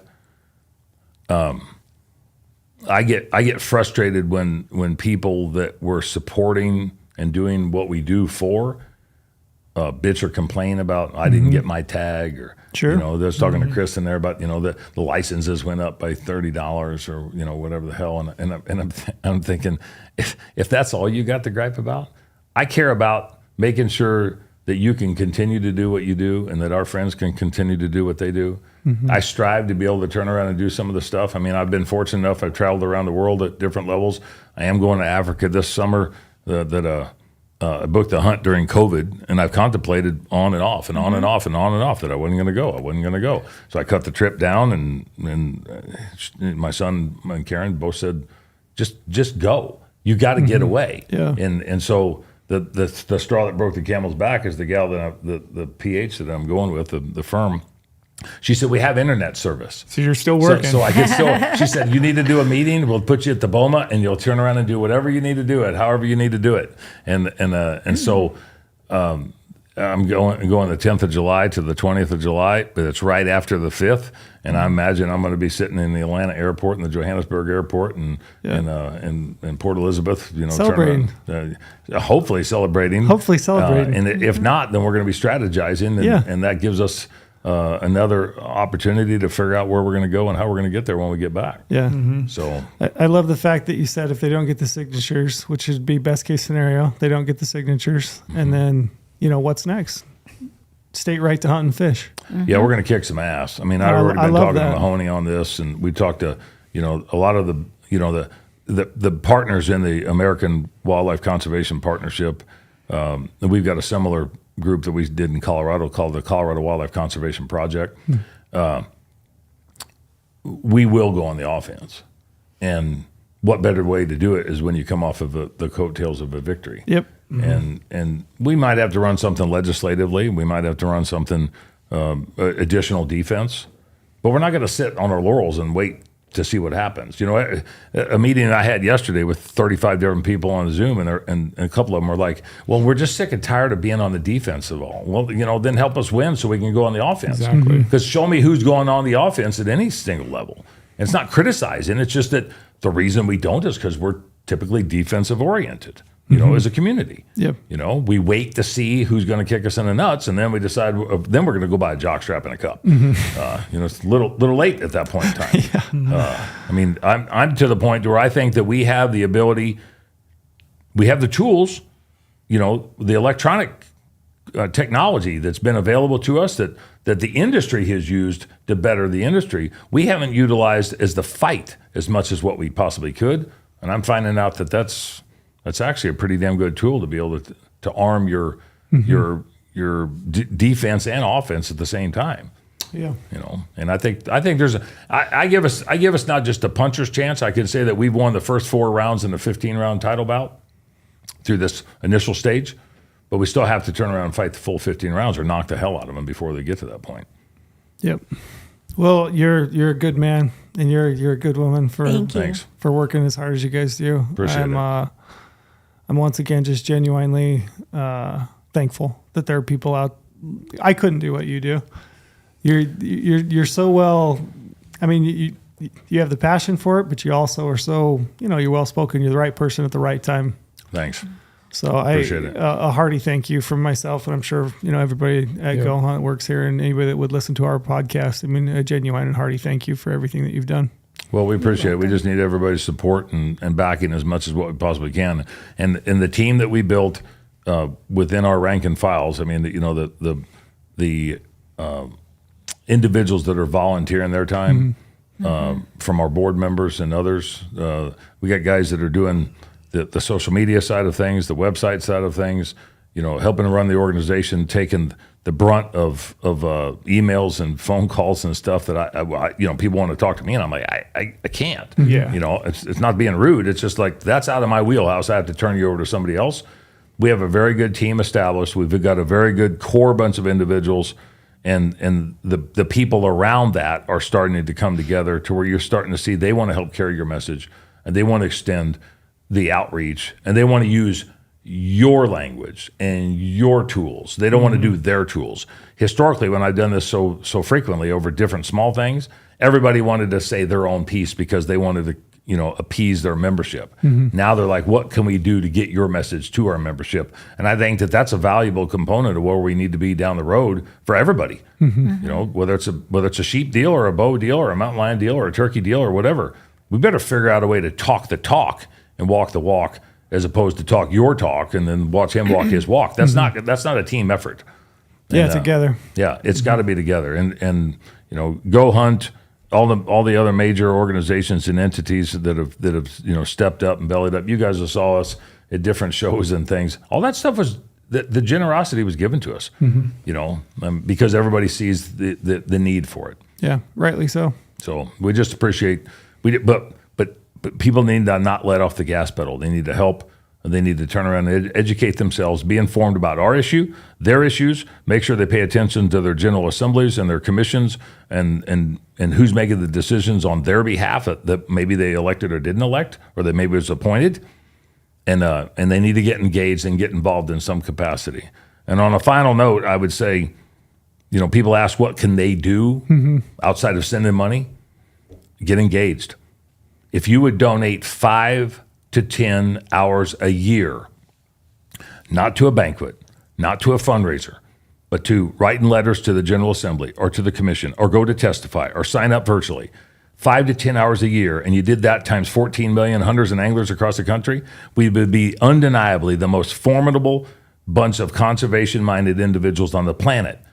5 to 10 hours a year, and we could turn around and turn this thing around so easily that the antis would not have anything to be able to turn around and stop it, period. That's well put. Powerful. Everyone has 5 to 10 hours a year. 5 to 10 hours a year. That's all it is. Yep. Yeah. I think that's the thing that people generally get hung up on. Oh, what do I do? But it's a different day and age, and that really writing letters, sending comments, showing up. It's a big deal. Those are the kinds of things that carry weight, and the things when you ask, what can I do? Those are the things that you can do. Yeah. If they don't want to do it themselves, when guys like Howl for Wildlife kick something out, Sure. and they're doing a call to action in Florida or in Colorado or in Washington, hey, sign up, because they have a program, they have a format that is it's remarkable, and the legislators are paying attention to it. I see it firsthand because of what we're doing in Colorado. I'm working with Charles and Mike and John with Howl, and they're great partners. But they have a tool that we should be able to utilize. But that doesn't mean that's what you should rely on.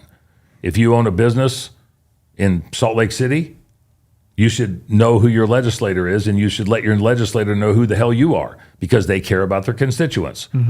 If they don't know that you hunt, and they don't know that you own a gas station, or they don't know that you own a stucco company or whatever, how the hell are they going to turn around and act when they don't know anything about their constituents? Most of our people don't necessarily pay attention to the politics, because that's not the fun part of hunting and fishing. They got to pay attention to the politics 5 or 10 hours a year to figure out who the hell is making those decisions, and so they can interact with those people, and so those people that are making the decisions act on your best behalf. Yeah, so that you can continue to do the things that you do love. Yep. Yeah. Well, I appreciate you guys' time. That was awesome. Appreciate Thank it. you. Thank It you was very really much. good. It's always good to talk to you, and it was lovely to meet you. Thank you very much. I can see had why. a good time. I can see why he's so successful. Oh, thank you. Now she's going to fret when she goes out. How did I look? How did I talk? You did great. I'm sorry Yeah, I this is- lost No, my you did air great. and had a You did tickle. awesome. Yeah, it was a phenomenal product. You were a lifesaver. Thank you. I hope you guys go out and enjoy the rest of your week and enjoy your anniversary, and congratulations on that. Appreciate it. Thank you very much. All right, thanks.